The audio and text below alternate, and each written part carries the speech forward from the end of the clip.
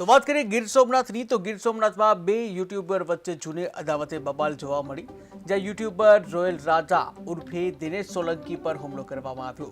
તેને ઘંટિયા ગામની ફાટક નજીક અપહરણ કરી લૂંટ કરવામાં આવી. રોયલ રાજાને સારવાર અર્થે હોસ્પિટલ ખસેડવામાં આવ્યો છે. તેને 28,000 લૂંટી 3 કારમાં હુમલાખોરો ફરાર થઈ ગયા છે. તેને પોલીસ ફરિયાદ કરી તો જાનથી મારી નાખવાની ધમકી પણ આપવામાં આવી. અને ફરિયાદ લઈને આવ્યા છે કે મારામારી કરી છે એમની જોડે અને ગળા પર નાખૂનના નિશાન ટીકા પાટુથી મારેલા છે. ઈજાઓ ગળા પર છે અને જમણા સાઈડના પગ પર છે. હજુ તો અત્યારે અમે સિટી માટે મોકલશું. જો સિટીમાં કંઈ એવું લાગે તો આગળ રિફર કરશું, બાકી તો પછી. હું ઘંટિયા ફાટકે છે ને બાલુભાઈનું મકાન છે, ત્યાં નીચે અમે એક એક્ટર છે કાજલ વાજા, અમે વિડીયો બનાવતા હતા.